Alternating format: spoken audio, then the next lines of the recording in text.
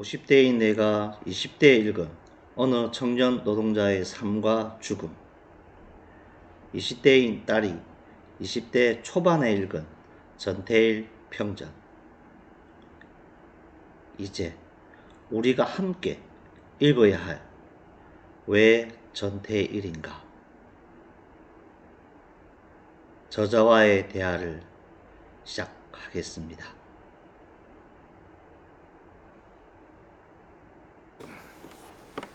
오늘 하는 것은 왜 전태일인가? 이거는 오래 전부터 제가 이 구성한 책이었습니다. 그런데 올해가 전태일 50주기 딱 11월 13일에 맞춰서 이 책을 쓰게 되었습니다.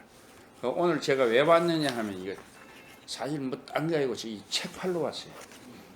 바로 이 책 팔러 왔는데 많이 좀 사주시고 이 책을 사면은 우리 전태일 재단 차츰 이야기하겠습니다. 전태일 재단에서 하는 요 시민 모금하는 거 있죠. 요 집이 있는데 요 차츰 설명하겠습니다. 저는 1955년생입니다. 그래서 1970년 같으면은 제가 중학교 3학년 그렇게 만 15살 때 이 전태일을 사실은 그때 충격으로 받아들이지 않았지만은 이런 사실이 있다는 것을 저는 그 당시에 이걸 알았어요. 그리고 곧 3년 뒤에 내가 중학교 3년하고 그다음 대학에 갔는데 제가 그 대학에 갔을 때가 그때가 우리나라에서 가장 엄혹한 시기였습니다. 물론 그 뒤에 5.18 뒤에도 물론 이제 여러 가지 사회적 제약이고 독재가 심해지만 사실 그 원초적은 1975년도 이때 그거 베트남이 이 통일을 되면서 남베트남 특히 그 아주 독재를 지원했던 박정희가 베트남이 북베트남 사회주의 국가로서 통일된다는 데서 엄청나게 위기감을 느꼈어요. 그게 75년도인데 그 위기감을 하면서 이 자기가 멸망하는 그 발걸음을 옮기는 게 그게 긴급조치 구호입니다. 그러니까 우리나라에서 남한에서 최악의 악법이었죠. 헌법 헌자만 내도 잡아갔습니다. 뒤에 전두환도 그런 거 했지만 전두환은 포괄적으로 했지만 그런 사상의 자유까지 완전히 억압한 거는 그때가 75년도 베트남이 통일이 되면서 그 당시에는 사실 박정희가 우리 남한 체제가 북한보다 그때 좀 밀렸을 때입니다. 한참 밀려가지고 북한에 대한 두려움이 있었어요. 그 두려움 때문에 남한에서 했는데 그래서 아주 강력한 반공 정책을 썼습니다. 그때 이제 제가 대학에 들어가면서 그걸 느낀 점인데 그래서 제 인생에서 가장 소중한 책이 뭐냐면 첫째 위에 나온 요 전환시대의 논리라고 있어요. 요 이영희 선생님이 썼는데 우리 세대하고 지금 한 50대까지는 아마 이 책에 대해서 다 아실 겁니다. 그 밑으로 세대에서는 80년대 학교 다닌 사람까지는 이 전환시대의 논리라고 하는 책을 다 알고 있었고 이게 굉장히 논리적이고 우리나라에서 최대 모순이 뭡니까? 남북 분단이잖아요. 남북 분단에서 반공으로서 옥조 있는데 이 반공의 허위의식을 바로 걷어낸 책입니다. 바로 우리가 왜 한반도가 분단됐고 뭐 이런 것에 대해서 가장 논리적인 책을 썼는 게 이영희 선생의 전환시대 논리고 두 번째 제가 했는 거는 전태일 했는데 이 1983년 전두환이 이제 막 광주를 억압할 대로 억압하다가 그게 이제 그때부터 힘이 붙였어요. 그래 83, 4, 5년 이때부터는 그 광주 민주화 항쟁의 그 여파로 이제 우리가 이 민중들이 각성이 시작됐죠. 그때는 전두환도 포괄적이었지만은 민중의 각성이 더 앞섰던 때입니다. 5.18을 겪었기 때문에. 그때 나온 책이 전태일 어느 노동자의 삶과 죽음이라는 책이 나왔는데, 이게 그 당시에 모든 운동 세력, 진보 세력에게 엄청난 충격을 줬습니다. 그래서 제가 한 것은 저를 의식화하기보다 제가 삶에서 크게 도움된 책이 두 가지입니다. 하나는 분단 상황을 제대로 인식했던 전원시대의 논리와, 두 번째 오늘 주제로 할 이 전태일 평전이라는 것은 저는 뭐 한 번도 새방에 살아보지도 않고 뭐 사실 그래요. 그래서 뭐 사립대학교, 제일 비싼 사립대학교 치과대학을 다니고 뭐 이래서 아직까지 했는데, 그때 제 생각이 대학을 다니면서부터 그런 생각이 있어요. 이 전태일 평전이 나오고 85년도에 제가 치과의사 개업을 했습니다. 그게 남들보다는 굉장히 뻗디 부르조아로 남들보다는 좀 안락하게 생활했죠. 그때 제가 대학 때부터 이 느낀 바가, 소수가 누리는 부유함과 안락함에는 언제나 다수의 희생과 고통, 이 밑바닥에 깔려 있음을 이 책을 보고 깨달았습니다. 그래서 내가 지금 이 누리는, 내가 기득권으로서, 치과의사로서 기득권으로 누리는 것은 분명히 밑에서 소수의 희생과 고통이 있다는 것을 깨우쳐 준 책이 이 전태일 평전입니다. 그래서 제가 평생 이 전태일을 가슴에 묻고 살았습니다. 제가 그 베트남에 한 30번 가서 왜 호치민인가, 왜 전태일이라 이 책, 제가 한 18년 동안 28번 베트남 가면서 왜 호치민이라는 책을 제가 썼습니다. 지금 마침 전날에 제 책이 베트남어로 번역돼가 지금 나왔기 때문에 저한테는 무지하게 영광입니다. 그걸 하고, 그 다음에 제가 3년 전에는 쿠바에 가서 쿠바의 의료를 공부하기 위해서 쿠바를 가서 뭐 의료보기는 그렇고 베트남이 체게바라의 혁명을 보게 되었습니다. 그래서 왜 체게바라냐는 책은 다 썼는데 뭐 게으름 피우다가 지금 출간을 못 했는데, 그걸 먼저 출간했으면 좀 히트 쳤을 겁니다. 지금 요번에 의료 대란이 지금 나고 있잖아요. 그러니까 세계 최고로 우리가 배워야 될 것이 쿠바 의료입니다.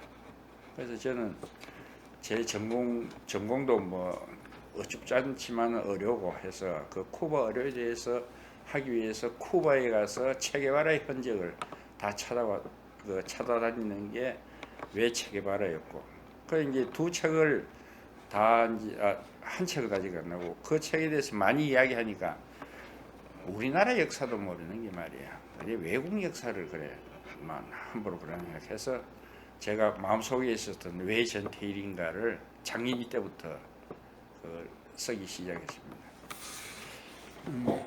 그래서 전태일에 관련된 모든 자료를 대부분 다 읽었어요. 참 어마어마한 앞으로 작업인데, 여기 여러분은 잘 모르죠. 청계천 5가에 가면요, 전태일 다리, 버들다리라고 있어요. 요 다리, 요 전태일 흉상이 서가 있습니다. 요게 평화시장입니다. 이 평화시장 요 길을 중심으로 양쪽에 있는 게 옛날하고 비슷한 그 처지예요. 그래서 전태일 열사가 분신을 가면 여기에서 이제 외투 안에 소음을 가득 찾는 이 조끼를 입고 그 위에 이 휘발유를 다 뿌립니다.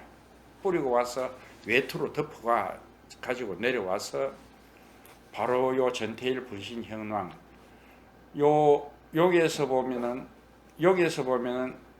요 두동, 평화시장 두동 요 중간에 있는 요 인도역에서 불을 붙인 것입니다. 그래서 이게 아직도 남아 있고, 이 불꽃에 대해서 조영래 변호사가, 전태일 평전선 조영래 변호사가 이러한 시를 남겼습니다. 우리나라에서 광주 항쟁과 여기가 성지로 자리매김해도 적혀져요. 그래서 이제 이 전태일 평전이라는 것은 조영래 변호사가 조금 이따 설명드리겠지만 조영래 변호사가 우리나라 최대의 천재였어요. 여러분들은 모르겠지만 옛날 경기고등학교 가면 서울에서 가장 우수한 학생들, 우리나라에서 최고 우수한 그 경기고등학교에서도 고등학교 때 공부를 별로 안 했는 것 같아요.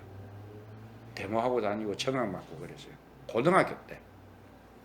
근데 이 사람이 어디만큼 천재냐 하면은 공부를 무지하게 잘한다 했는데 선생들이 하여튼 공부 노력하면 저 친구를 못 따라간다 하는데 한번 눈 오는 날 한문 선생이 강의를 하는데 조영래가 옆으로 저 바깥으로 해가 뭐 아무리 선생이 공부 잘해도 굉장히 불쾌하잖아요.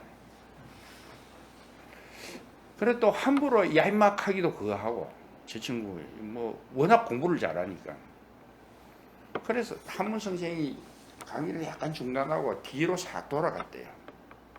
조영래는 이래가 막 정신 차리가 바깥에 눈 오는 구경 하는데 딱 가니까 뭔가 아마 종이에다가 한시를 적고 있더라고요. 한문 선생을 벌써 뛰어넘은 거죠. 이 요즘 아무리 한문 선생이라도 한시 못 찍겠습니까?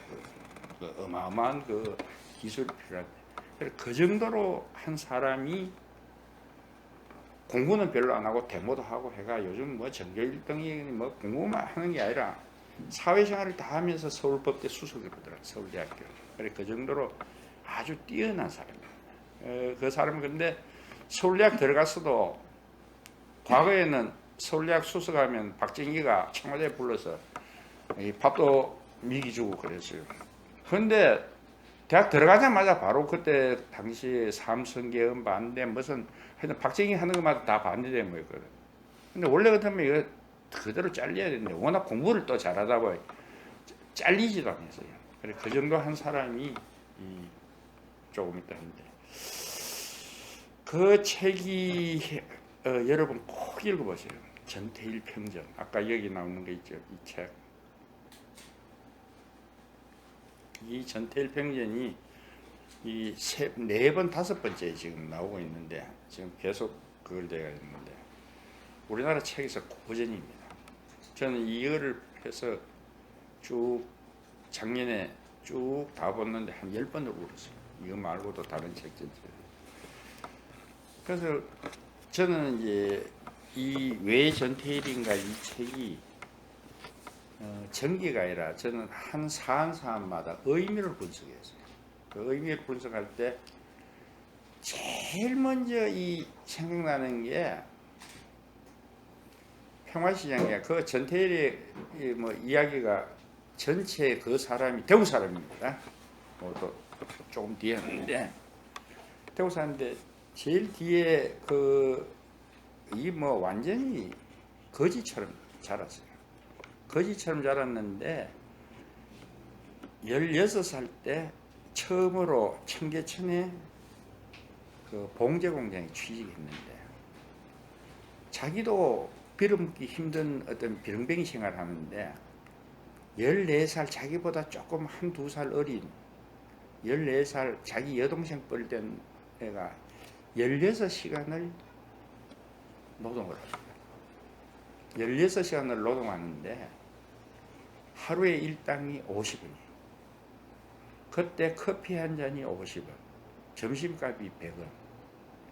또 이 주인들은 옛날에 있는데 다방에 가면 그 봉제공장 주인들은 뭐냐면 다방에 가서 쌍화차를 마십니다. 거기서 이제 계란 한 개를 동 띄워주면은 여자 다방 내지가 옆에 와요. 그런데 이제 여자하고 이 뭐 장난치면서 할 때는 그 200원짜리 쌍화차를 한 잔 시켜야지 여자가 옆에 와서 놀아줘요. 그냥 커피 50원짜리 커피만. 근데 16시간 일하던 애가 하루에 일당이 50원입니다. 한 달에 이틀밖에 못 놀아요. 일요일날. 격주의 일요일만 놀고 50원이고 그래서 최대한 벌이봐야 1,500원밖에 못 버립니다. 뭐 쌍화차 7잔 돈밖에 안 되는 할 때 이 전태일이가 자기도 무지무지하게 어렵지만 자기만큼 어려운 사람에게 자기를 잊고 그 여공을 도와줍니다. 그때는 이제 책에는 여공했는데 제가 이걸 의미를 분석하면서 저 일을 바꿨습니다. 여공이란 것을 앞으로 안 쓰고 어린 여성 노동자였습니다. 이 어린 여성 노동자에 대한 연민이 발동합니다. 아침에 가면은 못 먹고 아침도 제대로 못 먹고 아침 8시에 와서 오전에 막 꾸벅꾸벅 졸고 잠 못 자고 밤 12시까지 어떨 때는 그 암페타민이라고 각성제를 먹어가면서 합니다. 그때가 언제입니까? 여자 나이 15, 14살, 15살 되면 한창 사춘기가 오고 해서 그때 여성으로서 있는 그 여성병을 다 얻습니다. 생리불순, 이 호흡기, 아주 이 막은 데서 실먼지 날리는 데서 할 때 진폐증, 결핵, 온갖을 다 합니다. 그 여성을 보고 이제 자기 집이 그 청계천 평화시장에서 쌍문동으로 가는데 약 12km가 돼요. 3시간 정도 걸어야 되는데 밤에 차비 30원을 아껴가지고 거의 하루 50원 벌어봐야 그 여성 노동자들이 어린 여성 노동자들이 차 2번 차비도 제대로 안 돼요. 그런 돈을 받고 했던 게 그거 보면 진짜 눈물 납니다. 바로 우리 지금 70대 지금 70대 되는 제 나이에서 한 70대 그 사람들이 우리나라 경제를 일으킨 사람입니다. 여성이 80%였어요. 노동자에. 박정희가 어떠고 저떠고 아닙니다. 정말 이거 우리가 아셔야 되는데 이 전태일을 보면서 우리가 힘이 어디 있었나. 이 사람들이 봉제 공장에서 돈을 엄청 법니다. 실제로. 그래서 70년대 이제 우리 경제 발판을 하는데 어린 여성이 이 노동자들에게 아침에 와서 자기 이제 집에 돌아갈 버스를 2번 타고 가야 되게 차비 30원을 아껴가지고 풀빵 한 개 1원이랍니다. 그래서 30개를 사가지고 그 어린 그 여성 노동자들에게 한 6명, 7, 8명에게 2개씩 하면은, 그래, 그걸 먹으면 한 10시쯤 그걸 미기 주면은, 그래도 한두 시간은 또 힘을 내가 일을 한답니다. 그걸 다반사로 했어요. 자기는 밤에 10시에 마치면은 3시간 걸어가면 그 당시에 통금이 있어가 파출소에서 잡히고 하면. 자, 이런 게 과연 인간으로서 가능했겠는가? 자기 자신, 이 집안 조금 이야기했지만 형편도 없었어요. 그래서 제가 처음에 전태일을 써야 되겠다 했을 때 오병이어가 생각납니다. 그 예수가 떡 5개 하고 물고기 2마리로 5,000명을 먹이잖아요. 바로 그 정신입니다. 자기 차별을 틀어서 더 구체적이죠. 자기 차별을 틀어서 6, 7명 되는 그 어린 여성 노동자들에게 풀빵을 사줘서 한두 시간이라도 배를 좀 더 골게 했던 그 정신이 참 대단한. 그래서 제가 요 처음에가 502호로 제가 요 전태일 정신을 합니다. 그 다음에 우리가 아름답다는 것을 많이 하잖아요. 우리 참 아름다운 사람이다. 이야기하는데 제가 그때부터 베트남 전쟁에서부터 그 여성들 이런 거 하면 굉장히 아름답기도 하지만은 이제 결국으로 보면 굉장히 숭고해요. 그래서 제가 베트남 전쟁을 하면서 베트남에서 여성들이 보통 아닙니다. 전쟁을 이끌어간 사람들이 여성들이 베트남 전쟁이에요. 30년 동안 미국하고 싸웠어요. 그 미국하고 싸우면서 그 이기에 맞는 그 여성의 힘이라 하는 게 대단한데 아름답다 하는 것보다 더 뛰어넘어서 숭고함을 느끼게 돼요. 그 숭고함이 뭐냐? 한마디로 하면 제가 여기서 조금 설명이지만 한마디로 설명하면은 크나큰 정신적 고통을 겪은 사람이 느낄 수 있는 그 감정을 칸트는 숭고하다 그랬어요. 그냥 보통 우리가 아름다운 거하고 숭고함이 다르다. 그래서 전태일애가 이제 삶은 아까 이야기했듯이 이 풀빵 나누어 하여튼 가난한 사람만 보면 다 도와줘요. 길 가다가 이 점쟁이 할아버지가 이제 거기서 추운데 발발 떨면서 점을 걸어. 그래 자기도 돈도 없으면서 할아버지 때문에 그걸 했대요. 그러니까 덥다고 자기 잠바 벗어가 그 할아버지를 줍니다. 자기도 돈 없어가 잠바인데.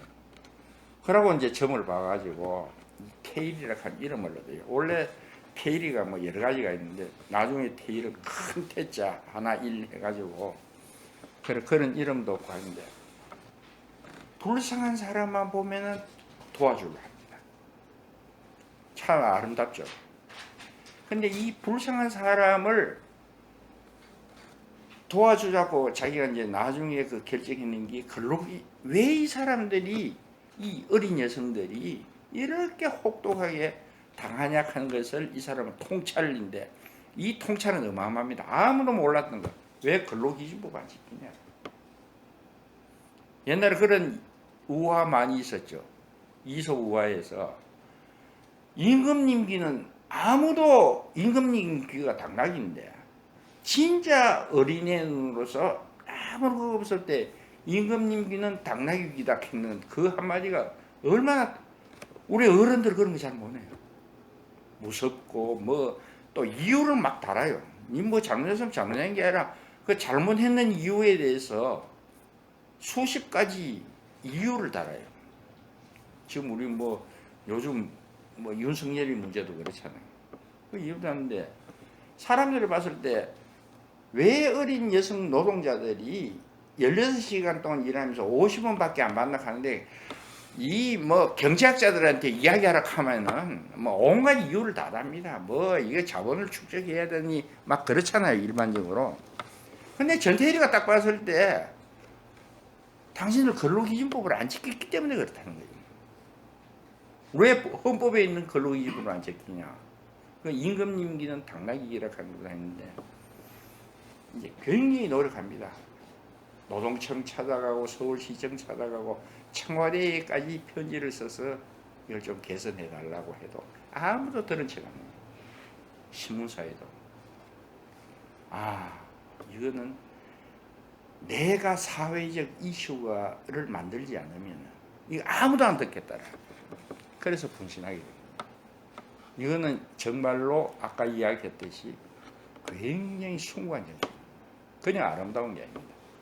그래서 내가 여기서 책에서 이야기할 때 우리가 여행가는 참 아름답잖아요. 지금 뭐 태서영하고 뭐 해도 여행가에서 숭고함을 못 느끼죠. 근데 여기 오는 환희의 송가는 베토벤이 23살 때 이 시를 읽습니다. 환희의 아름은 신의 찬란함에 펴고 모든 인간의 형제가 되노라 그대의 고요가 휘날리는 것을 이 환희의 송가를 보고 이걸 꼭 써야 되겠다고 마음먹는데 30년 뒤에 씁니다. 53살 때 바로 그게 우리 역사상에서 가장 유명한 합창교향 이걸 테마. 그래서 이제 EU가 30년 전에 통합을 했잖아요. 유럽에서. 그럼 EU도 이제 국가 형태를 띠는데 완전 국가는 아니지만 상징하는 노래가 있어야 될 거 아니에요. 뭐 20몇 개국이 모여서 하는데 어느 노래 정할까 딱 하니까 저쪽에 누가 하나가 환희의 송가이냐 자연스럽게 나와요. 독일 음악이잖아요. 뭐 프랑스, 뭐 스페인, 이탈리아, 뭐 모든 사람이 모든 나라가 다 있어도 환희의 송가가 뭐 이거 환희의 송가 들어보셨죠? 합창으로. 환희의 송가는 그거는 뭐 당연하다. 아무도 이의를 제기 안 해요. 바로 그 얘기에서 그때 이 오랫동안 30년 동안 작곡했던 이게 뭐냐면은 베토벤이 귀를 들을 수 없었어요. 전혀 못 듣고 이 노래를 작곡했는 겁니다. 했는데 자기는 못 들었지만은 인류에서 가장 그 음악으로서는 숭고한 그 정신을 담은 음악인데 우리에게도 이런 전태일이가 숭고한 이런 게 우리에게도 무언가 상징으로서 이 역사에 남겨야 되지 않을까. 그래서 그다음에 이 전태일의 숭고함에 대해서. 그다음에 얘 보면 참 놀랍습니다. 이제 자기 목숨을 결정해요. 내가 그 69년도입니다. 제가 죽기 1년 전에 결정했는데 내 목숨을 이 사회에서 내놓지 않으면은 아무도 들어주지 않을 거다. 그래서 임마누엘 기도원이라는 곳에 그 노동하면서 기도합니다. 여기에서 약 한 30몇 가지를 하는데 여기서 나는 쉽사리 낙담하지 않는가 뭐 하면서 자기 검열을 합니다. 여기서 그걸 갖다 30개 여기 나오는 게 30개 항목을 써가지고 나는 어떻게 하느냐 진짜 하루하루가 성실하게 사냐 이런 것을 하는 자기 훈련서를 만듭니다. 그대로 따라합니다. 우리 작심삼일캐가 우리 뭐든지 하나 정하긴 잘하고 우리 곧 며칠 있으면 작심삼일 또 할 거 아니냐. 근데 그게 하기가 쉽습니까? 전태일은 여기 있는 거 전부 다 그걸 합니다. 1년 동안. 그래서 엠마누엘 수도원이나 그 교회를 짓는데 서울의 삼각산 밑에 그 가서 낮에는 노동하고 밤에는 기도하면서 이걸 다 자기 점검을 합니다. 그 자기 점검하는데 이게 우리가 사서삼경이라 그러면은 우리 육아 우리나라 그 동양 중국 여기에서 최고의 성경이잖아요. 사서삼경 하면은 더 뛰어넘는 거 없고 그 중에서 가장 사상적으로 핵심인 책이 중용입니다. 다른 거는 어록이고 뭐 논어 같은 건 어록이고 다른 건 뭐 하는데 중용에서는 사상이 나옵니다. 그 사상 중에서 그 중용이라는 사상 중에서 가장 핵심적인 그래 사서삼경 중에서 사상의 핵심은 중용이고 중용 중에서 가장 핵심의 사상이 신독입니다. 이 신독이 뭐냐면은 군자는 누구도 보지 않는 곳에서 경계하고 상감해요. 누구도 듣지 않는 곳에서 조심한다. 자기 혼자 있더라도 이 조심한답니다. 숨은 곳에 보다 자신의 모습이 더 잘 드러나는 것이 없고 미시한 것보다 더 뚜렷한 것이 없다. 이런 이제 있는데 이게 뭐냐면은 기독교에서는 이게 뭡니까? 기도입니다. 기도의 본 핵심은 뭐냐면은 나와 신의 단독자입니다. 아까 그 단독 케고르가 나중에 단독자 개념했는데 나와 신만이 만나는 거예요. 그 나는 신을 속일 수 없다는 거 아닙니까? 그래서 그 기도는 이 절대자인 신에게 해서 자기가 드러나고 안 드러나고 속마음으로 우리가 뭐 예수가 그런 말씀도 하셨잖아요. 간음하지 말라 했죠. 간음하는 생각을 가졌는지 안 가졌는지 누가 합니까? 아무도 모르지만은 그 기도를 통해서 나는 그런 것을 하겠다 하는 이 신과의 만남. 바로 이것은 이제 중국에서는 신이 없지만은 여기서 이 동양에서는 바로 이 신도 혼자 있을 때 더 삼가하고 아무도 안 보더라도 나의 도덕증에서 더 깨끗하자 하는 이 신도입니다. 이거를 실천한 사람이 21살 되는 전태일이가 그걸 실천했습니다. 내 목숨을 바치기 위해서 나는 누구보다도 깨끗해야 되고 나는 누구보다도 그러한 순결을 가지고 내가 지금 남을 해야 된다. 그게 자기 훈련소입니다. 참 대단합니다. 그 다음에 이제 분신을 이제 이게 택하잖아요. 아까 이야기했는데 분신의 원조는 베트남의 티광덕 스님입니다. 요 이제 보시면 처음에 주위에 이때 베트남이 어떤 상황이냐 하면 무지무지하게 어려운 상황이었어요.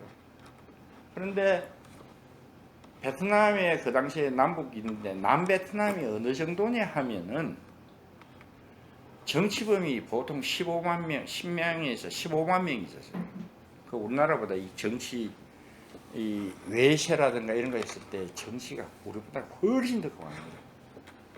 우리나라 서대문 감옥소는 베트남에 있는 감옥소에 비하면 호텔급이에요. 그 정도로 잔혹하게 하더라도 이 사람 저항을 멈추지 않아요.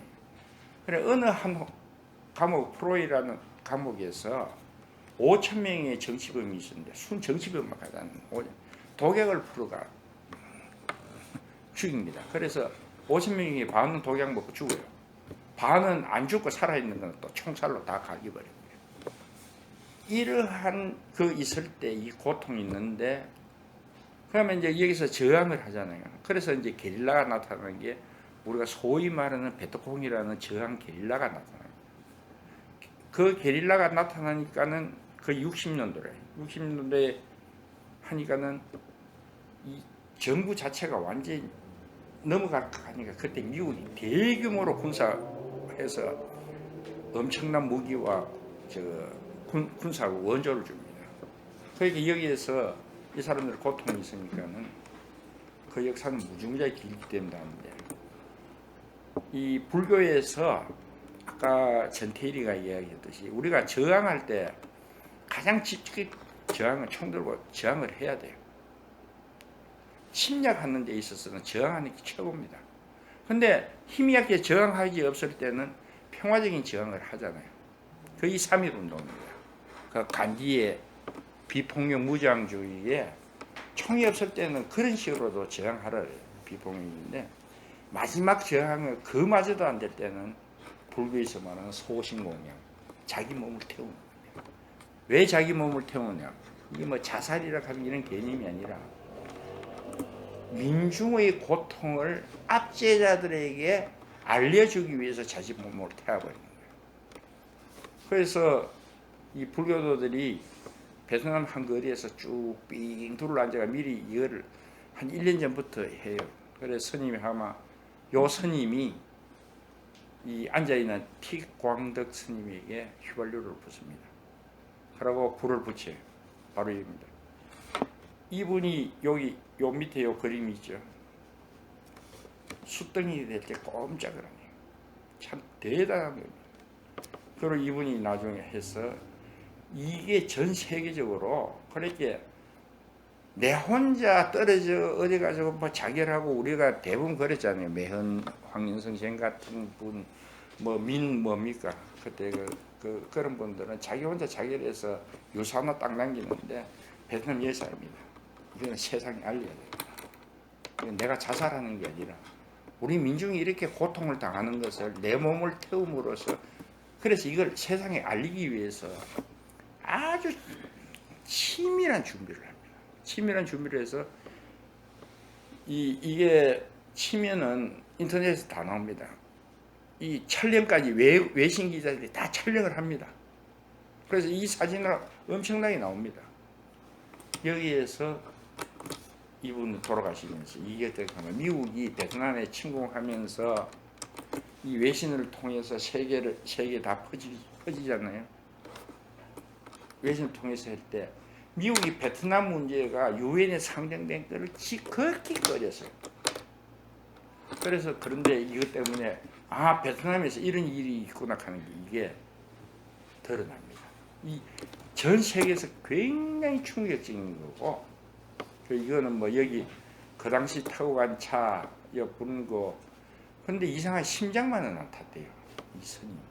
이거는 뭐 신학인데 저는 뭐 신학 이런 건 별로 안 믿지만 하여튼 심장이 끝까지 안 타고 다른 거는 몸이 제때 있는데 이게 그래가 나중에 이제 그 뭡니까 우리 뭐 시신 태우는 그거 가서 태워도 이게 안 타고 요 남았다 하는 거 있는데 그래서 이분이 하는 거 뭐 책에 나옵니다. 전태일이나 근데 전태일이가 나는 이것을 보고 그렇게 63년도니까 전태일 나이 15입니다. 보고 분신했는 줄 알지만 그런 기록이 전혀 없어요. 그냥 기독교적인 거 했는데 이럴 때는 이게 세상은 원래 주인이었고 몸은 본래 빈 것이다. 머리를 흰 칼에 갖다 대어도 이는 봄바람에 베는 내 몫을 너희들이 옛날에 이거 성자우라고 뭐 2000년 전에 어떤 스님이 왕하고 다투다가 사형을 당하는데 그래 내 목을 쳐라. 너 내 목을 치더라도 봄바람이 내 목을 한번 서지간 것밖에 없다는 어떤 자기 신념과 생명에 대해서 그렇게 그 안 했던 이거 유명한데 바로 이런 분이 전태일과 이 뒷광백 스님이 아닌가 생각합니다. 근데 이 서양에서는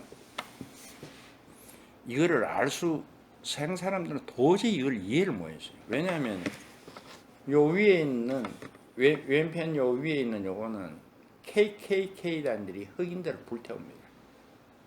자니아가 린치라. 그러니까 사람을 불태운다 하는 거는 이 자식들은 이 범죄자들에게 자기들이 그거라. 그래서 요거는 하나 하면 잠깐 하면은 베트남 중부지방 고자이마을 가면은 이틀 만에 1,700명 주민들을 완전히 몰살했던 학살이 있어요. 근데 그걸 갖다 살아남은 사람이 기억하는데 이 그림은 제가 비참해도 우리가 어떤 짓을 했는가 알아야 돼요. 이 젊은 여자를 윤관하고 빨가벗기가 결국은 죽여서는 불태워버립니다. 우리는 이 시신을 불태우는 걸 이런 식으로 했는데 그리고 여기 왼편에 있는 사람이 유명한 얀후스입니다. 이 사람이 얀후스 약자를 사랑함으로써 강자에게 죽음을 그래 이 성서만이 유일한 진리지 교황의 말이나 신부 너희들이 면죄부를 팔고 뭐 이따위 짓 하는 것은 그건 신의 뜻이 아니라고 하다가 교황들한테 뭐 요즘 같은 국가보안법으로 잡혀가 사형을 당합니다. 이럴 때 하는 건데 무시하에 고문을 당하고도 너 그 철회하라. 교황 너 인마 사기꾼들 아니냐 성직자들. 그래 철회를 못하고 이 얀누스가 네덜란드 사람인데 결국은 화형을 당합니다. 오늘은 볼품없는 거위 자기 자신 거위를 하지만 100년의 시간이 흐른 뒤에 당신들은 영원히 태울 수 없는 백조의 노래를 듣게 될 것이요. 이 백조가 누군지 아십니까? 바로 이 100년 딱 100년 뒤에 누가 나오면 마틴 루터가 나왔습니다. 루터가 나와서 종교개혁이 시작됩니다. 이 유명한 이 얀후스가 이런 사람들이 이 화형 사람 몸을 불태우는 거는 죄악시에서 태우는 그거고 요 있는데 브루노 이 사람 참 유명한 사람이에요. 지동설을 믿고 신은 돌고 우리 과학적인 거하고 신을 믿는 거하고 다르다. 왜 그걸 갖다 하나 해서 했을 때 갈릴레이는 너 지동설 그 태양이 돌고 하늘이 돌게 할게 갈릴레이는 그렇다 하고 나와서 뭐 지구는 돈다 하고 그런 말은 한 적이 없는데 그런 게 되잖아요. 브루노는 7년간 로마 바티칸에서 잡힙니다. 엄청난 고문을 받고 너 철회하라. 근데 이 사람은 워낙 뛰어난 신학자이기 때문에 함부로 못 죽였어요. 7년 동안 바티칸에서 감옥에 있다가 이제 마지막에서는 화형을 당합니다. 이 사람도 이렇게 화형을 당하는데 이때 마지막으로 하는 거 선고를 받는 나보다 선고를 내리는 당신들이 더 두려울 것이요. 이런 말을 남기고 했는데 뒤에 이제 바쿠니라든가 여러 사람이 나중에 로마에서 이 사람이 화형당했거든요. 화형당 장소에 동상을 세웁니다. 브루노 그대가 불타오름으로써 그 시대가 성스러웠다. 이런 여기에 그 글귀를 남깁니다. 바로 제 체감입니다. 우리 시대 베트남에서는 틱광덕 스님이 불타오름으로써 베트남이 성스러워졌어요. 우리는 전태일이 불타오름으로써 1970년 이후에 우리나라 민주화 운동이 질적으로 달라집니다. 다음에 이제 아까 이야기했지만 1974년도에 조영래가 75년도에 그거 당합니다. 그 간첩 비슷하게 저거 그 뭡니까? 그 유명한 민청학년이라고 반대파 대학생들을 전부 다 간첩으로 모는 그 내란죄를 해야 했는데 그때 조영래는 다행히 도망을 갑니다. 그래서 전태일이 있는 이 사람이 청계천으로 숨어 들어갔는데 그때부터 6년간 전태일을 전체를 다 그걸 해서 나온 책이 바로 이 우리가 보는 전태일 편지입니다. 그래서 저는 우리나라 역사를 크게 근대사를 저는 크게 세 가지 의미를 두고 이건 순제 그겁니다. 첫째, 동양이 서양한테 사실은 완전히 파괴되고 치욕을 당한 게 뭐냐 하면 아편전쟁이었어요. 1940년대 중국에서 아편전쟁에서 청조가 이 치욕적으로 영국군한테 당하게 되는 거죠. 그때에서 동양이 해체가 되기 시작합니다. 그 해체되는 것을 우리나라 사람 누가 봤냐? 거의 수은 최재우 선생이 그걸 보고 동화를 일으킵니다. 그래서 우리가 새로운 왕조 체제가 아닌 새로운 걸 해서 옛날에는 임금이 하늘이었지만은 최저고 합니다. 바로 네가 하느님이라는 이런 식으로 받아들이는 게 왕조 체제를 해체하는 그러한 우리에게 중요한 사상적 변혁이 생깁니다. 그걸 뒤에 이어받아서 혁명을 실현한 사람이 누굽니까? 동학의 최재우거든요. 최재우가 이제 왕조 체제의 정식으로 이제 그거를 하게 되죠. 그래서 저는 이 두 사람은 만난 적은 없지만은 우리가 새로운 그 왕조 체제를 극복하고 새로운 체제로 나가는 데서 두 사람이 최재가 60년에 죽었고 전봉주의 45년 태어나서 두 사람 만난 적은 없어요.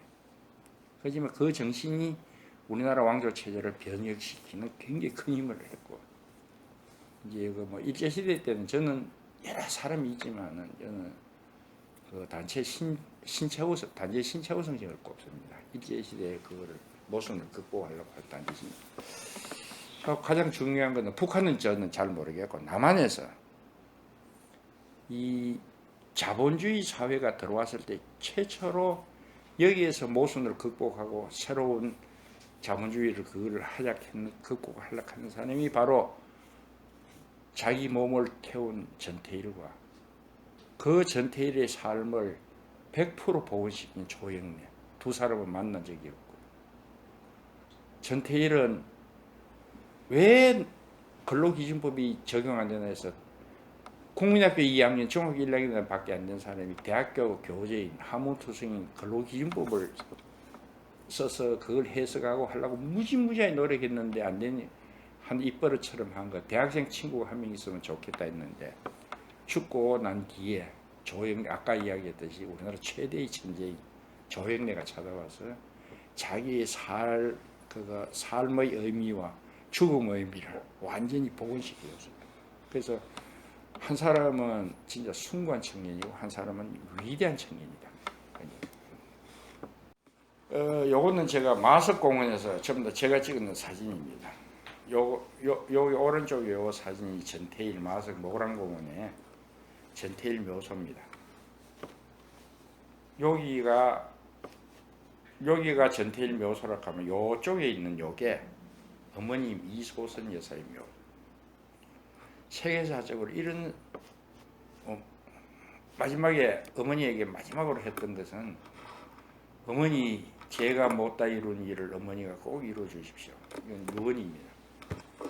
그래 엄마는 그래 하고 난 뒤에 동료들이 이제 옆에 너희들 다 들었지. 내 대신 너희들이 효도해줘. 그러고는 거의 숨 끊기면서 배가 고프구나 하고 그 분신 전날부터 분신 전날 저녁부터 한 끼도 못 먹었어요. 낮에 라면 하나 먹고 그 뒤에 20몇 시간 못 먹고 이제 그 마지막 숨이 끊기는 거예요. 배가 고프다 하고 그게 11월 13일 10시 30분 하라고 이제 운명하셨는데, 근데 이제 이게 이 한 노동자가 이 예상외로 파문이 커지잖아요. 그 분신을 하고 막 이러니까 이제 노동청에서 막 달려옵니다. 노동청하고 중앙정보부에서 억주들을 해가, 야 이거 돈으로 하자. 돈으로 그걸 하자고 이래 오는데 엄마가 그 돈을 끝까지 거절합니다. 그때 돈이 어디만큼 주나 하면 그때 전태일이가 월급 해봐야 2만 원, 3만 원이에요. 3천만 원을 들고 옵니다. 요새 그나마 150배? 왜 됩니까? 1,500배입니까? 2만 원가 3천. 집이 한 열채 값을. 예, 열차값이에요. 그 지금 거예요.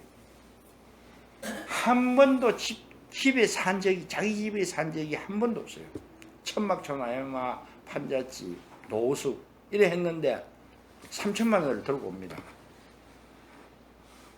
자, 이거 장례만 조용히 지내주면 3천만 원 현찰 주고, 엄마가 계속 거절하니 나중에 7, 8천만 원까지 올라갑니다. 그 당시에 엔간하게 빈민들 말고 중산층들이 조금 못 사는 집은 200만 원, 중산층이 살만한 집은 300만 원. 그럼 3천만 원 같으면 조그만 빌딩을 하나 사요. 한 4, 5층짜리 빌딩 하나 살 돈입니다. 집 10채 값입니다. 거절합니다. 나중에 7, 8천만 원짜리 올라가요. 다 거절합니다. 그때 제일 처음에 돈 거절할 때 이럽니다. 자식들 다 모여 전태산, 전순옥이 만나가, 자, 이 돈을 받을까 말까 묻습니다. 그렇게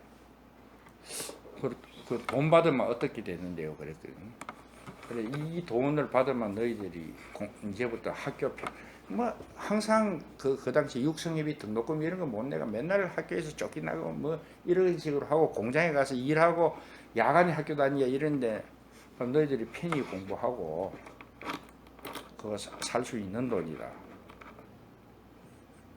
그러면 돈을 안 받으면 어떻게 되느냐 할게요. 그럼 너들은 이제 낮에는 일하고 밤에 학교 다녀야 된다. 그렇게 그럼 돈을 받는 거는 무슨 뜻입니까? 물었어요. 전순옥이가. 돈 받는 건 어떻게 될까요? 돈을 받는다는 것은 오빠를 팔아먹는 거예요. 그렇게 전순옥이 이런 말합니다. 그럼 엄마 나 공장에 다니면서 학교 갈래 이래야 돼요. 됐지? 돈가방이만큼 있잖아요. 이걸 영안실에 가서 그 당시에 이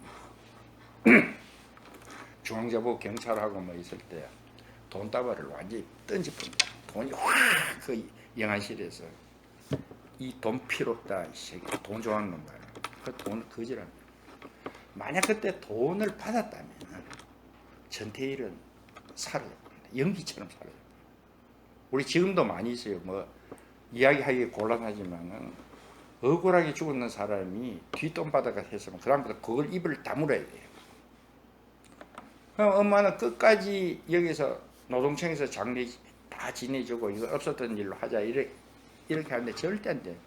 서울대 학생들이 와서 그때 장기표, 조영래 같은 사람이 와서 서울대 학생장으로 처리했다. 그래 학생 너들은 우리 아들 좀 해도록 하죠. 그래서 전태일이가 살은 거예요. 그래서 아까 거기 마성 노랑벽이고 제가 갖는 게 여기 쿠바에서 납니다. 요 큰 게 쿠바에서, 우리 쿠바 가면 체게바라를 제일 생각하지만 체게바라는 사실 3등입니다. 쿠바 가면 제 1등이 호세 마르티라고 유명한 분이 있어요. 둘째가 그 했던 카스트로입니다. 그래서 산타 이피니아에 가면 호세 마르티만 강연하려고 해도 한 2시간 걸릴 정도로 진짜 대단한 라틴 아메리카 최고의 그 문학가이자 혁명가입니다. 근데 카스트로가 집권해가 자기가 집권하잖아요. 살아있는 사람에게는 어떤 우상도 금지한다 해서 자기 동상은 하나도 없이. 근데 체게바라나 특히 호세 마르티는 어마어마한 대우를. 그러니까 우리나라 같으면 예를 들어요. 이 전봉준이를 최고로 쳐서 만약 김수희를 하면 이거 뭐 약간 다르지만 김일성 같은 사람이다 하면 자기는 동상이 하나도 없어요. 전부 다 전봉준 동상만 다 생긴다 하는 식으로 얘기하는데 요 밑에 보면 쪼맨한 요 돌, 요 잘 안 보이죠, 그죠? 아, 보입니다. 네. 바로 요 돌이라. 카스트로의 흔적이라 해서는 쿠바에 가면 딱 요거밖에 없어요. 동상도 없고 어떤 것도 없어요. 여기서 보면 요 안에 보면 피델이라고 5자만 딱 써놨어요. 그 요 안에 자기가 그 불태운 그 화장했던 그 유골을 요 안에 당기고 요로 끝이라. 어떤 흔적도 없고 멀리서 보면 어때요? 이거는 어마어마하고 요거는 지금 눈에 잘 안 보여요. 그러니까 이런 식으로 그걸 했는데 이 묘지 여기에 이제 산타 이피니아 묘지라고 우리나라의 5.18 광주 묘지하고 거의 비슷한 걸 하는데 처음에 이 들어갈 때 뭔가 큰 글자를 읽으셨어요. 파트리아 에스 휴머니다드. 저는 스페인어를 못합니다. 그래서 나중에 물어보니 조국은 인류다라. 벌써 이 혁명하는 이게 이제 이 호세 마르티라고 이분의 그 어록이 어마어마하게 많아요.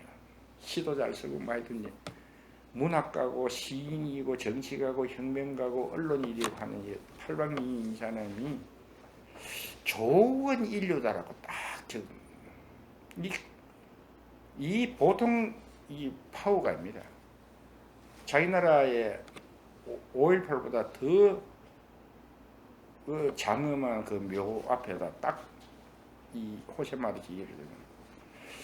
그래서 우리도 아까 제가 요거 왜 소개를 했냐면 우리도 지금 보면은 가장 큰 그 아주 핵심적인 그것 같으면 저는 현충원이 아닙니다. 서울 남양주 마석에 있는 모란공원입니다. 전태일 열사가 온 있고 그 다음에 두 번째는 국가적으로서 그 했던 이 광주 5.18 묘역입니다. 그 묘역에 가면은 이런 그게 없어요. 뭐 또 혼을 여기가 무슨 혼이 있다 이라 맨날 비장한 것만 했습니다. 그 이유는 우리가 역사를 청산하지 못했기 때문에. 전두환을 처단했으면은 5.18에도 이런 게 필요한데. 요거는 요 뒤에 있는 제가 이야기입니다. 버트런트 러셀이라고 하는 사람 어떤 사람이냐면은 20세기 최고의 지성인이라서 유명한 수학자이자 서양 철학사를 썼고 모든 반전 운동에 다 참여했습니다. 여성 참정권을 주장하다가 빅토리아 여왕 시대에 여성 참정권을 주장하다가 혼옥을 치르고 여왕 시대에 우리 같으면 박근혜 있는데도 여성 권리를 하자하다가 오히려 박근혜한테 뭐 그렇고 베트남 전쟁에까지 이 사람이 굉장한 세계이고 그러고 글을 워낙 잘 써서 로벨 철학자이자 수학자가 로벨 문학상까지 받았습니다. 그 정도로 글을 잘 썼는데 요게 잘 한번 읽어봅시오. 우리 시대는 없다 어쩌면 뭐 하고 사람 그래서 이걸 우리가 희망을 가져가는 겁니다. 요게 제가 오늘 할 수 있는 가장 중요한 건데 1961년도에면은 전태일이가 13살이었어요. 서울 용산동에 보면은 동대문 옆에 용산동이라는 곳이 그때는 거기에 배추밭이었답니다. 청계천마다 있고요. 평화시장만 그 배추밭에서 남산에서 불이 난 그 피난민들이 대부분 그쪽으로 천막촌을 형성을 했대요. 그런데 전태일은 전태일은 집은 천막 칠 돈도 없었대요. 그래서 천막과 천막을 그 중간에 막대기를 꼽아가 천막과 천막 위에 막대기 꼽은 위에서 비닐을 덮고 밑에 거적을 깔고 천막도 아닌 그냥 비닐집에서 살 때였다. 6식구가 엄마 아버지 5식구 6식구 어린 그 전태리까지 하면 이런 식으로. 그러고 먹는 거는 주로 뭐 거릉뱅이 생활을 했고 배추, 그 당시에 배추밭이니까 배추를 이렇게 자르면 밑에 뿌리가 있잖아요. 그래서 그거를 캐먹고 반찬을 했대요. 근데 한날 동생의 손을 잡고 동생하고 그 길을 갔는데 어떤 곳에 형이 유심히 보더래. 너 요 장소 잘 기억해도 걔가 그래가지고 가서 저녁에 내미를 하나 들고 동생 보고 아까 내가 아까 본 곳에 찾아가지고 본 곳에 찾아가야 뭐가 있냐면은 곰팡이 핀 무말랑이가 이래 이 정도 이래 가득 있습니다. 그거를 냄비에 담아가지고 바로 옆에 청계천으로 흐르는 내물에 부어가서 깨끗이 씻어가 집에 가서 소금 좀 뿌려가지고 그것과 반찬을 해 먹었다. 이게 얼마나 이 뭐 거릉뱅이도 그런 거릉뱅이 없었어요. 그런데 곧이어 그래서 내가 물어봐죠. 그런데 곧 청계천에 가서 그렇게 어려우면서 어떻게 여성 노동자들에게 풀빵을 사줄 생각을 했냐 할게. 자기 처지를 개선하려는 생각이었고 그 당시에 전태일이는 재단사가 됐으면 그 여성 노동자들이 50원 받는다, 저거 1,500원 받는다 하면 자기는 3만 원, 20명분 재단사로서 굉장히 손재주가 있고 뛰어났대요. 그걸 받을 수 있는데 왜 그런 사람에게 하고 자기 그걸 해서 그 당시에 뭘 해가 돈 벌었으면 그 당시에 크게 돈 벌었대요. 평화시장이. 왜 그런 거 안 하고 이런 사람 했노? 그리고 과거이라니까는 전태산 총생이 이 말합니다. 제가 요거 오늘 요 핵심입니다. 불우했던 과거를 원망만 하면 그 불우했던 과거가 삶의 영역에서 사생활가 되는 것이 아니다. 우리는 불우했던 과거를 간직해야 합니다. 그리고 다시 그곳에서 우리의 꿈과 이성과 비전을 가지고 불운을 희망의 새로운 미래의 등불로 삼아야 한다.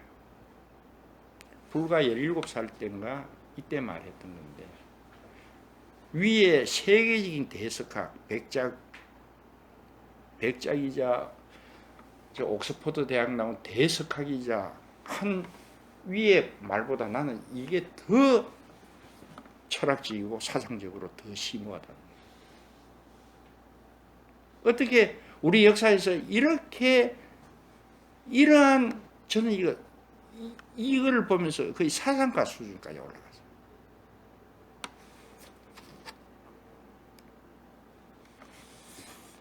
그리고 이제 함석근 선생 다 아시죠? 씨알의 소리 함석근 선생은 항상 이소선 여사가 이분을 처음 보자마자 예수같이 생겼다고 예수처럼 보인다고 했을 정도로 국민에게 그 당시 존경받는 사람. 근데 외국에 나가 있을 때 전태일의 소식을 한 달 뒤에 12월 달에 들었어요. 11월 13일에 들었는데 그걸 듣고 펑펑 하루 종일 밤새도록 울었대요. 그리고 한국에 와서 전태일을 볼 때는 이소선 어머니를 만나 항상 전태일 성생이라고 했어요. 47살 어리, 자기보다 손자뻘입니다.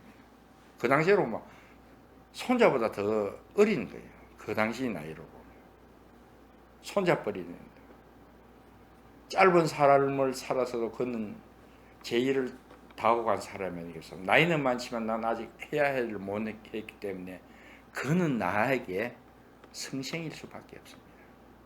함석근 선생이 이런 말씀입니다. 참 그때만 해도 우리나라 이 지성들이 풀풀 살아있다는 걸 느꼈어요. 그러고 이제 뭐 남자잖아요. 19살 때 주인집 사장 처제를 사랑했어요. 근데 뭐 거의 이루어지질 못하지만 다 이래 돼요. 고민을 이 이야기가 이 19살 남자 가슴을 완전히 치르고 했는데 결국은 이 사랑을 할 때 이렇게 자기 일기에 적어놓습니다. 그러면서 그 사랑을 표현하기 위해서 괴테라든가 김소월 시라든가 그 중요한 시를 굉장히 공부를 많이 해요. 굉장히 많이 읽어요. 언제 삼동의 조직하고 바보애하고 이런 책을 공부하고 수기가 이만큼 있습니다. 이 수기를 다 적고 참 진짜 부지런한 사람이에요. 하면서 이제 이런 걸 쭉 적으면서 이 괴테의 젊은 베르테르의 성품에 굉장히 심취했어요. 그러니까 자기도 젊은 베르테르와 같은 느낌을 하는데, 베르테르는 사랑 때문에 죽잖아요. 근데 이 19살 청년은 이 짝사랑을 하다가도 고민에 고민을 거듭하는 날 나는 깊은 죄의식에 있다. 지금 이 시간에 집에서는 어머니가 기다리고, 그러고 공장에는 어린 여성 노동자들이 있다. 지금 내가 이런데 한눈을 파는 건 사치다. 그러면서 여기서 사랑을 끝맺습니다. 이제 그 뒤에 이제 요거부터는 읽고야 합니다. 인간은 기계가 아니다라는 전태일의 유언은 천박한 자본주의에서 인간의 존엄을 깨우치게 한 사자고였습니다. 인간은 기계가 아니다 했을 때, 그리고 이 밑바닥에서 가장 밑바닥에 있는 이 노동자의 고통을 이렇게 이야기합니다. 우리는 기계가 아니다. 그런데 아까 죽고 난 뒤에 4년 뒤에 조영이라 하는 우리나라 최고의, 그 당시에 사법고시 합격자라 하는 것은 전지전능합니다. 부와 명예와 권력을 다 얻을 수 있는 겁니다. 지금하고는 상상이 안 될 정도로 그 당시에는 사법고시가 막강했잖아요. 그래서 조영의 진정한 위대함은 가장 높은 곳에서, 사법고시 합격자가 가장 높은 곳에서 가장 청계천의 밑바닥에 내려와서 이 노동자의 목소리를 듣습니다. 그리고 이 노동자의 목소리를 들으면서 노동자의 삶이란 것은 자기가 가르쳐 주는 게 아니라 노동자의 삶이란 것은 참으로 귀중하다 하는 것을 이 사람이 깨우칩니다. 그래서 조영래의 진정한 위대함은 이 노동자의 외침이 우리 자본주의 사회의 모순을 폭로한 핵심적인 사자로라는 것을 이해하고 받아들입니다. 그 뒤에 이제 80년대 자기가 변호사 하면서부터 권인숙 이런 문제를 했던 빛나는 인권 변호사로 합니다. 이 바로 밑바닥에는 전태일 정신을 우리 사회에서 알려준 겁니다. 요건 길어서 요 동생, 첫째 동생 전순옥 전 의원, 여가 요거만 한 5분만 이야기해요. 요 전태리가 오빠가 죽었을 때 10살이었어요. 오빠가 죽었을 때가 10살인데 이때가 어딘가 막 남산에서 큰 불이 거서 천막 치고 살다가 또 쌍문동으로 이사를 갑니다. 쌍문동이 뭐냐면은 그 공동묘지촌이에요. 이 공동묘지가 절비한 곳에 그때 서울시에서 그때 불타가서 천막 읽고, 그 당시 그 사람들은 남산에 있었을 때도 집이 없고 그냥 불법이라기보다 자기들은 그걸로 다 이주시켜버려요. 그러니까 이제 거기에서 수많은 빈민들이 거기서 천막 치고 살 거 아닙니까? 그래 이제 이 전태리 씨가 막내 동생이 아침만 되면 모든 곳에 시끄럽대요. 욕설, 싸움, 고함. 이 없는 사람이 이렇게 부부끼리도 싸움하고 이웃끼리도 싸움하고 엄마하고 자식하고도 싸움하고 동네 친구들하고도 싸움하고 맨날 싸움하고 막 그러는데, 자기 오빠는 한 번도 욕설하는 걸 못 봤대요. 엄마한테 공손하고 아버지에게 공손하고. 그래 어린 10살이 됐던 이 전태리도 우리 오빠는 참 착해. 세상에서 이런 착한 사람이 없어. 10살 되면 그런 걸 느끼잖아요. 그래서 저는 맹모삼천지교란 말이 있죠. 환경에 따라 가지고 엄마가 하면 그래 3번을 이사한다 하는데, 이 전태일이한테 그런 게 안 맞아요. 세상 누가 욕설하고 싸움하고 하더라도 술 입에도 안 대고 자기 할 일을 다 하고 공손하고 누구에게나 예의 바르고, 그래서 이 전태리 씨는 이 세상에서 난 오빠가 제일 좋아요. 이 인터뷰를 아마 제가 제일 처음 했을 겁니다. 이번 2월 1일인데 여기 서울 전태일 기념관 사무실입니다. 요 벽면에 요 전태일 사진이 있고 여기서 제가 한 2시간 동안 인터뷰를 하면서 이건 빼고 요 본 헤퍼락 한 사람 아시는 분 아시죠? 20세기 최고의 신학자입니다. 21살에 독일에서 신학 박사를 땄어요. 독일이 학문으로 엄격하기로 소문났는데 21살에 신학 박사다. 그래서 이 사람이 나치가 집권하니까는 그래서 또 반나치 활동하다가 미국으로 갈 기회가 있어요. 37년도에. 미국에 가서 다시 자기 조국을 보이게. 미국에서는 굉장히 안전하잖아요. 그래서 그 당시에 세계적인 신학자로 소문이 났고. 그 이 사람이 다시 내가 여기 있을 곳이 아니라 다시 독일로 돌아갑니다. 그 반나치 운동을 들어갑니다. 거기 갔을 때 그 유명한 거 있는데 히틀러를 암살하려고 하다가 이 사람이 암살 모의하다가 잡혀서 사형당합니다. 불과 독일이 망하기 일주일인가 열흘 전에 사형당하면 굉장히 아까운 사람이에요. 어느 미친 의사가 교통사고를 일으키며 달리고 있다. 나는 부상자를 위해서 기도만 하는 목사가 되어야 되는가? 아니면 차 위에 올라타서 미친 목사를 끌어내야 될 것인가? 이 유명한 사람이 이게 뭡니까? 암살하고 뭐 당하고 이러는 거는 자기 스스로 목숨을 던진 겁니다. 그래서 저는 이러한 위대한 사람과 어린 여성 노동자, 이거는 조금 더 확대하면 인류애적인 문제입니다. 인류애적인 가치를 위해서 자기 목숨을 던진 사람하고 전혀 저울에 달아도 누가 더 고귀하다 하는 할 수 없다는 겁니다. 제가 요게 우리나라 지성계에서 좀 호소하고 싶어요. 전태일이가 그냥 단순한 단결 투쟁을 위한 노동자는 아니다.